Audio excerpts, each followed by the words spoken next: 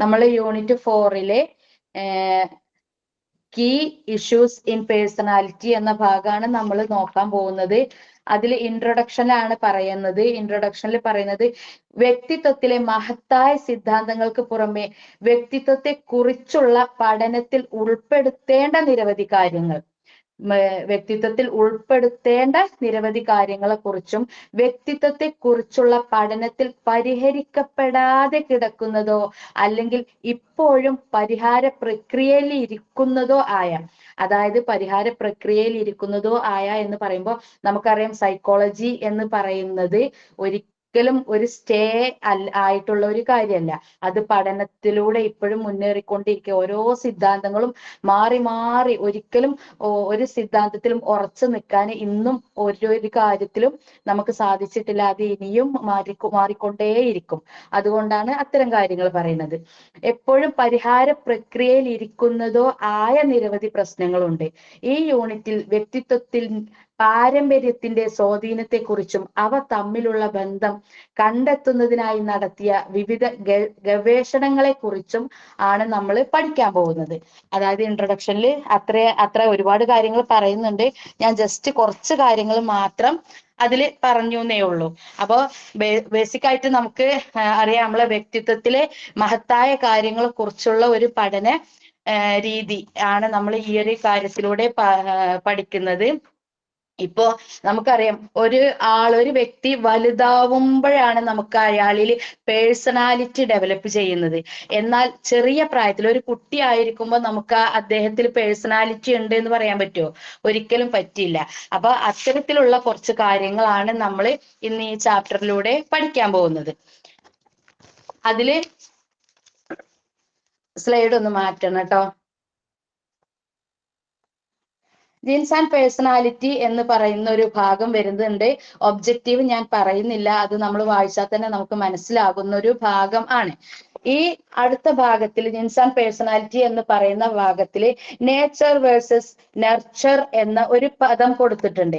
ഈ പാഠഭാഗത്തിലൂടെ നമ്മൾ ഫുള്ളായിട്ട് പോകുന്നത് ഈ ഒരു വാക്കിലൂടെയാണ്. നമ്മൾ ഈ ഒരു പാഠഭാഗം മൊത്തത്തിൽ പോകുന്നത്. അത് ഈ ഒരു സിദ്ധാന്തം കൊണ്ടുവന്നത് ഫ്രാൻസിസ് ഗൾട്ടൺ എന്ന് പറയുന്ന ആളാണ്. ഇദ്ദേഹം പറഞ്ഞിട്ടുള്ളത് ഇത് ക്ലാസിക് ആയിട്ടുള്ള ഒരു ഡെബിറ്റ് ആണ് എന്നാണ് അദ്ദേഹം പറയുന്നത്. അദ്ദേഹം നേച്ചർ എന്ന് പറയുമ്പോൾ തന്നെ നമുക്കറിയാം, അപ്പൊ അതില് നേച്ചർ വേഴ്സസ് നേച്ചർ എന്ന് പറയുന്ന ഡെബിറ്റ്സ് ആണ് ഞാനിനി പറയാൻ പോകുന്നത്. അത് പറയുമ്പോൾ തന്നെ നമുക്കറിയാം, നേച്ചർ എന്ന വേർഡിന് നമുക്ക് ഒരുപാട് അർത്ഥങ്ങൾ അറിയാം അല്ലെ. സാധാരണഗതിയിൽ നമുക്കറിയുന്ന അർത്ഥം എന്ന് പറയുന്നത് നാച്ചുറൽ ആയിട്ടുള്ള കാര്യങ്ങൾ, പ്രകൃതിദത്തമായിട്ടുള്ള കാര്യങ്ങൾ എന്നൊക്കെ പറഞ്ഞിട്ട് ആ രീതിയിലാണ് നമ്മൾ അതിനെ മീനിങ് ചെയ്യുന്നത്. എന്നാൽ സൈക്കോളജിയിൽ വരുമ്പോൾ പ്രകൃതിയുമായിട്ടല്ല, ജെനറ്റിക്കൽ ആയിട്ടുള്ള കാര്യങ്ങളെ കുറിച്ചാണ് നേച്ചർ എന്ന പദത്തിലൂടെ നമ്മൾ പറയുന്നത്. അതൊരു പേഴ്സണൽ കാര്യം കൂടിയും ആണ് ഈ ഒരു സൈക്കോളജിക്കൽ ആയിട്ടുള്ള രീതിയിൽ പറയുമ്പോൾ കേട്ടോ. അപ്പൊ അതില് നമുക്ക് വരുന്ന ഇമ്പോർട്ടന്റ് ആയിട്ടുള്ള കുറച്ച് കാര്യങ്ങൾ വരുന്നുണ്ട്. അത് നാച്ചുറലായിട്ട് വരുന്ന, നമ്മുടെ ജീവിതത്തിൽ നാച്ചുറലായിട്ട് വരുന്ന ഡെവലപ്മെന്റിനെ കുറിച്ചുള്ള ഒരു ഡെബിറ്റ് ആണ് നേച്ചർ എന്നതുകൊണ്ട് ഉദ്ദേശിക്കുന്നത്. എന്നാൽ നെർച്ചർ എന്ന പദം കൊണ്ട് നമ്മൾ ഉദ്ദേശിക്കുന്നത് എന്താണ്? നമ്മൾ പഠിപ്പിച്ച് തന്നതിനെ റിലേറ്റ് ആയിട്ട് നമ്മൾ പെരുമാറുന്ന ഒരു രീതി. അതായത് നമ്മളിൽ ഉണ്ടാക്കിയെടുക്കുന്ന, നമുക്ക് ജനറ്റിക് ആയിട്ട് ഉണ്ടാകുന്നതിനേക്കാളിലും നമ്മൾ ജനനശേഷം നമ്മളിൽ ഉണ്ടാക്കുന്ന മാറ്റങ്ങളെയും നമ്മളിലേക്ക് വരുന്ന മാറ്റങ്ങളും നമ്മൾ പഠിച്ചെടുക്കുന്നതുമായ സ്വഭാവ രീതികളെയും കുറിച്ച് നമ്മൾ പഠിക്കുന്ന രീതിയാണ് നർച്ചർ എന്ന് പറയുന്നത്. ഇതില് പ്രത്യേകം പറയുന്ന ഒരു കൺസെപ്റ്റ് ഉണ്ട്. ടബുലാ റാസ എന്ന് പറയുന്ന ഒരു കൺസെപ്റ്റ് ഉണ്ട്. ആ കൺസെപ്റ്റിൽ പറയുന്നത് നമ്മളെ എങ്ങനെയാണ് കാണുന്നത്? ഒരു ബ്ലാങ്ക് സ്ലേറ്റ് എന്ന രീതിയിലാണ് പറയുന്നത്. ബ്ലാങ്ക് സ്ലേറ്റ് എന്ന് പറയുമ്പോൾ നമുക്കറിയാം, ഒന്നും എഴുതാത്ത സ്ലേറ്റ് എന്നാണ്, ബ്ലാങ്ക് ആയിട്ടുള്ള ഭാഗം എന്നാണ് പറയുന്നത്. ഈ സിദ്ധാന്തം ജോൺ ജോൺ ലോക്കിയാണ് ഈ സിദ്ധാന്തം കൊണ്ടുവന്നിട്ടുള്ളത്. അദ്ദേഹം പറയുന്ന കാര്യം എന്താണ്? അദ്ദേഹം വിശ്വസിക്കുന്നത് നെർച്ചറിലാണ് അദ്ദേഹം വിശ്വസിക്കുന്നത്. അങ്ങനെ വിശ്വസിക്കുന്ന അദ്ദേഹം പറയുന്നത്, നമ്മൾ ജനിച്ചതിന് ശേഷം ഉള്ള കാര്യങ്ങൾ നമ്മൾ എന്ത് ചെയ്യുന്നു? നമ്മൾ ഡെവലപ്പ് ചെയ്ത് ബ്ലാങ്ക് ആയിട്ടുള്ള ഭാഗത്തൊക്കെ നമ്മൾ പൂരിപ്പിച്ച് വരുമ്പോഴാണ് നമ്മുടെ പേഴ്സണാലിറ്റി ഡെവലപ്പായി വരുന്നത് എന്ന രീതിയിലേക്കാണ് അദ്ദേഹം ഈ ഒരു കാര്യം സൂചിപ്പിക്കുന്നത്. ഇനി അടുത്ത ഒരു ഭാഗത്തേക്ക്, ഇത് കൂടുതലായിട്ട് നമ്മൾ വിശദീകരിച്ച് നമ്മൾ പോയിട്ടില്ല. കുറച്ച് ഭാഗങ്ങൾ ഇങ്ങനെ ഇമ്പോർട്ടന്റ് ആയിട്ടുള്ള ഭാഗങ്ങളിലൂടെ മാത്രം ഇങ്ങനെ കടന്നു പോവുകയാണ് ചെയ്യുന്നത് കേട്ടോ. ഇപ്പൊ അതിൽ പറയുന്ന ഒരു കൺസെപ്റ്റ് ഉണ്ട്. ഇപ്പൊ ഈ ടബുല റാസ എന്ന് പറയുന്ന കൺസെപ്റ്റിൽ തന്നെ പറയുന്നത്, നമ്മുടെ പുസ്തകത്തിൽ കൊടുത്തിട്ടില്ലാത്ത രണ്ട് കാര്യങ്ങളാണ്. റാഷണലിസം, എംബ്രസിസം എന്ന് പറയുന്ന രണ്ട് കാര്യങ്ങൾ അതിൽ അദ്ദേഹം എടുത്തു പറയുന്നുണ്ട്. അദ്ദേഹത്തിന്റെ ഒരു കൺസെപ്റ്റ് ആണ് അത്. അതിൽ റീസണലിസം എന്നാണ് പറയുന്നത്. ആ റീസണലിസം എന്ന് പറയുന്ന കൺസെപ്റ്റ് എന്താണ്? എല്ലാത്തിനും ഒരു റീസൺ, ഈ നമ്മുടെ എല്ലാ ബിഹേവിയറും, നമ്മുടെ എല്ലാ ഡെബിറ്റിനും എന്താണ്? ഒരു റീസൺ ഉണ്ട് എന്നാണ് അദ്ദേഹം പറയുന്നത്. ആ റീസണിലൂടെ മാത്രമാണ് ഈ ഒരു എല്ലാ കാര്യങ്ങളും നടന്നു പോകുന്നത് എന്നാണ് അദ്ദേഹം പറയുന്നത്. എംബ്രൈസിസം എന്ന് പറയുന്നതിലൂടെ അദ്ദേഹം പറയുന്നത് എക്സ്പീരിയൻസ് ആണ് ഇമ്പോർട്ടന്റ് എന്നാണ്. എക്സ്പീരിയൻസിലൂടെ നമ്മൾ പഠിച്ചെടുക്കുന്ന കാര്യങ്ങൾക്കാണ് എംബ്രസിസം എന്നാണ് പറയുന്നത് എന്നും കൂടിയും അദ്ദേഹം ഇതിലൂടെ കൂട്ടിച്ചേർത്ത് പറഞ്ഞിട്ടുണ്ട്. അദ്ദേഹത്തിന്റെ ഒരു കൺസെപ്റ്റ് ആണ്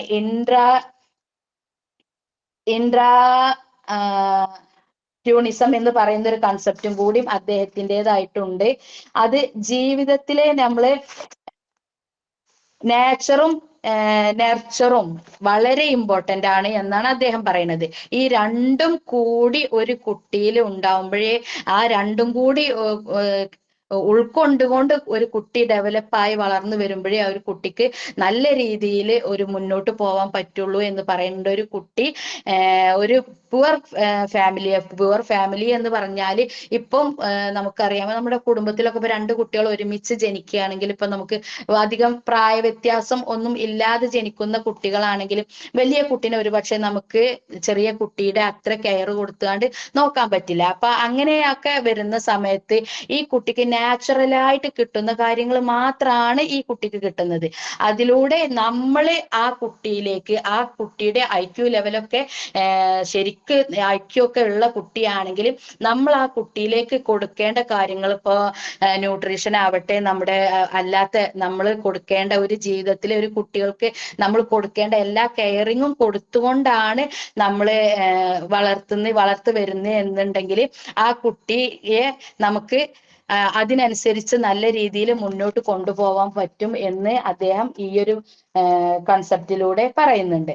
പിന്നെ അടുത്തത് പറയുന്നത് ദ നേച്ചർ തിയറിയാണ്. നേച്ചർ തിയറി എന്ന് പറയുമ്പം നമുക്ക് അറിയാം, ഇന്റലിജൻസ്, പേഴ്സണാലിറ്റി, അഗ്രീഷൻ, സെക്ഷൽ ഓറിയന്റേഷൻ, ഈ തുടങ്ങിയ കാര്യങ്ങളെല്ലാം DNA-യുമായി ബന്ധപ്പെട്ട് വരുന്ന ഒരുപാട് കാര്യങ്ങളിലൂടെയാണ് ഈ ഒരു തിയറി കടന്നു പോകുന്നത്. നേച്ചർ എന്ന് പറയുന്ന ഈ ഒരു തിയറി കടന്നു പോകുന്നത്. പിന്നെ അതിലൂടെ അവർ പറയുന്ന കാര്യം എന്ന് പറയുന്നത് ജനറ്റിക്കലായ കാര്യങ്ങൾ ആയതുകൊണ്ട് തന്നെ DNA-യുടെ അടിസ്ഥാനത്തിലാണ് ഈ എല്ലാ കാര്യങ്ങളും അവിടെ നടക്കുന്നത് എന്നാണ് പറയുന്നത്. ഇപ്പം അതുപോലെ തന്നെ അടുത്തത് പറയുന്നത് നെർച്ചർ ആണ്. നെർച്ചർ എന്നത് നമുക്ക് ബിഹേവിയറിസം ആണ് അതിൽ കാര്യമായിട്ട് അവര് പറയുന്ന ഒരു കാര്യം എന്ന് പറയുന്നത്. ക്ലാസിക്കൽ കണ്ടീഷനിങ് എല്ലാം, പവലോയുടെ ക്ലാസിക്കൽ കണ്ടീഷനിങ്ങും എല്ലാം അതിൽ വരുന്നുണ്ട് എന്നാണ് പറയുന്നത് കേട്ടോ. പിന്നീട് ഇപ്പൊ ഇതിലെ ക്ലാസിക്കൽ കണ്ടീഷനിങ്ങിൽ ഒരു എക്സ്പെരിമെന്റ് ഉണ്ട്. ആ എക്സ്പെരിമെന്റ് കുട്ടികൾക്ക്, ഒരു ഡോഗിന് ഫുഡ് കൊടുക്കുന്ന ഒരു എക്സ്പെരിമെന്റ് അദ്ദേഹം പവലോ നടത്തിയിട്ടുള്ള ഒരു എക്സ്പെരിമെന്റ് ഉണ്ട്. അദ്ദേഹം എല്ലാ ദിവസവും ഡോഗിന് ഫുഡ്, ഇത് ഡിഗ്രിക്ക് പഠിക്കുമ്പോൾ പഠിക്കാനുണ്ട് എന്നാണ് എനിക്ക് തോന്നുന്നത് കേട്ടോ. ഒരു ഡോഗിന് ഫുഡ് കൊടുക്കുന്നത്, ആ എല്ലാ ദിവസവും ഡോഗിന് ഫുഡ് കൊടുക്കുന്നു. അപ്പൊ ഈ സലൈവ പുറപ്പെടുവിക്കുന്നു. ഈ ഫുഡ് കാണുമ്പം ഈ ഡോഗ് സലൈവ പുറപ്പെടുവിക്കുന്ന കാര്യങ്ങളും ഒക്കെ പറയുന്നുണ്ട്. പിന്നെ അതുപോലെ തന്നെ ഇദ്ദേഹം പിന്നീട് എന്ത് ചെയ്തു, ഈ ഫുഡ് കൊടുക്കുന്നതിന്റെ കൂടെ ഒരു ബെല്ല് ആഡ് ചെയ്യാൻ തുടങ്ങി. ആ ബെല്ല് ആഡ് ചെയ്തതിന് ശേഷം, ബെല്ല് അടിച്ചതിന് ശേഷം മാത്രം എന്ത് ചെയ്യും, ഡോഗിന് ഫുഡ് കൊടുക്കാൻ തുടങ്ങി. ആ ഡോഗിന് ഫുഡ് കൊടുക്കുന്ന സമയത്ത് ഈ ബെല്ല് കേൾക്കുന്ന, പിന്നീട് കുറച്ച് ദിവസങ്ങൾക്ക് ശേഷം ഈ ബെല്ല് അടിക്കുന്ന സമയത്ത് തന്നെ ഡോഗ് സലൈവ പുറപ്പെടുവിക്കാൻ തുടങ്ങി. ഇങ്ങനെ പറഞ്ഞുകൊണ്ടുള്ള ഒരു എക്സ്പെരിമെന്റ് അദ്ദേഹം ഈ ഒരു നേച്ചർ തിയറിയിലും അദ്ദേഹം പറയുന്നുണ്ട് കേട്ടോ. ഇത്രയും കാര്യങ്ങളാണ് ആ ഒരു തിയറിയിൽ വരുന്നത്. പിന്നെ ടിൻസ് സ്റ്റഡി വരുന്നുണ്ട്. ആ ടിൻസ് സ്റ്റഡിയിൽ നമുക്ക് ഒരേപോലെ, ടിൻസ് എന്ന് പറഞ്ഞാൽ നമുക്കറിയാം ഒരേ പിന്നെ എന്താ പറയാ, ഒന്നിച്ച് ജനിക്കുന്ന കുട്ടികളെയാണ് നമ്മൾ ടിൻസ് എന്ന് പറയുന്നത്. ആ ടിൻസിൽ തന്നെ രണ്ട് വിധം ആളുകൾ വരുന്നുണ്ട്. ഒന്ന് എന്താണ്, ഐഡന്റിക്കൽ ടിൻസ് എന്ന് പറയുന്ന, ഐഡന്റിക്കൽ ടിൻസ് അല്ലെങ്കിൽ മോണോസൈക്കോട്ടിക് ട്വിൻസ് എന്നാണ് ഒരു വിഭാഗത്തിനെ പറയുന്നത്. അടുത്ത വിഭാഗം ഫ്രേറ്റേണൽ ട്വിൻസ് എന്നാണ് പറയുന്നത്. ഇതില് ആദ്യത്തെ വിഭാഗം എന്താണ്, ഒരേപോലെ ജനിക്കുന്ന, ഒരേ രീതിയിൽ ഒരേ ഇതിൽ ജനിക്കുന്ന കുട്ടികളെയാണ് ജനറ്റിക് ഇൻഫ്ലുവൻസ് അറിയാൻ വേണ്ടിയിട്ടാണ് നമ്മൾ ഈ ഒരു ടെസ്റ്റ് നടത്തുന്നത് കേട്ടോ. ഇതിൽ ഒരേപോലെ ജനിക്കുന്ന കുട്ടികളെയാണ് നമ്മൾ ഐഡന്റിക്കൽ ടിൻസ് എന്ന് പറയുന്നത്. എന്നാൽ ഫ്രാറ്റേണൽ ടിൻസിൽ നമുക്ക് എന്താണ്, അവരിൽ ചെറിയ ചെറിയ വ്യത്യാസങ്ങളെല്ലാം കാണുന്നു. അവരുടെ എന്താ പറയാ, ആറ്റിറ്റ്യൂഡ്, അവരുടെ ബിഹേവിയറിലൊക്കെ ചേഞ്ചുകൾ വരാനും ഒക്കെ സാധ്യതയുണ്ട്. എന്നാൽ ആദ്യം പറഞ്ഞ ഐഡന്റിക്കൽ ടിൻസിൽ അവർ എല്ലാ കാര്യങ്ങളും ഒരേപോലെ തന്നെ ചെയ്തു പോകുന്ന ആളുകളാണെങ്കിലും, എല്ലാ കാര്യത്തിലും ഒരേ അഭിപ്രായങ്ങളും ഒരേ സിറ്റുവേഷനിലൂടെ കടന്നു പോകുന്ന ആളുകളാണെങ്കിലും, ചില നോൺ ഷെയർ എൻവോൾവ്മെന്റൽ എക്സ്പീരിയൻസ് എന്ന് പറയുന്ന ഒരു സംഗതി കൂടി അതിന്റെ ഇടയിലുണ്ട്. ചില സമയങ്ങളിൽ ചില സാധനങ്ങൾ എന്താണ്, അവർക്ക് തമ്മിൽ യോജിക്കാൻ പറ്റാത്ത സിറ്റുവേഷനും കൂടി ഉണ്ടാവുന്നുണ്ട് എന്നാണ് പറയുന്നത്.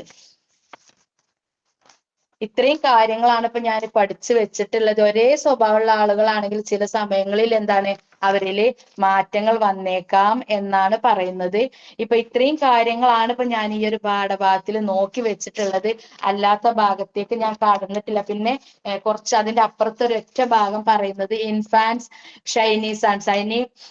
ഷൈനീസ് എന്ന് പറഞ്ഞാൽ എന്താണ്, നാണം ഉള്ള ആളുകളെ കുറിച്ചാണ് പറയുന്നത്. നാണം ഉള്ള ആളുകൾ എന്ന് പറയുന്നത് എന്താണ്, കുറച്ച് ഇൻട്രോവേർട്ട് ആയിട്ട് എല്ലാത്തിലും നമ്മൾ ഒരു ചോദ്യങ്ങളൊക്കെ ചോദിക്കുന്ന സമയത്തും ഒക്കെ കുറച്ച് നാണത്തോടു കൂടി സംസാരിക്കുന്ന അത്തരം ആളുകളെ കുറിച്ചാണ് പറയുന്നത്. അതിൽ വന്ന സ്റ്റഡിയെ കുറിച്ചാണ് പറയുന്നത്. അതിൽ പറയുന്നുണ്ട് ബയോളജിക്കൽ മദർ, സ്വന്തം മദർ അല്ലെങ്കിൽ ജെനറ്റിക്കൽ മദർ എന്നൊക്കെ പറഞ്ഞിട്ട് ഇപ്പൊ അഡോപ്റ്റ് ചെയ്യുന്ന അതിനെ കുറിച്ചാണ് ഈ ഒരു ഭാഗത്ത് പറയുന്നത്. അഡോപ്റ്റീവ് പേരന്റ് വെർ ഗിവൺ എന്ന് പറഞ്ഞിട്ടാണ് അതിലെ ഒരു ഭാഗം തുടങ്ങുന്നത്. അതായത് നമ്മൾ അഡോപ്റ്റ് ചെയ്യുന്ന ആളുകളിലുള്ള സ്വഭാവ രീതിയും അതേപോലെ ജെനറ്റിക്കലായിട്ടുള്ള സ്വഭാവ രീതി ആണോ ഇവരിൽ വരുന്നത് എന്നുള്ളതാണ്.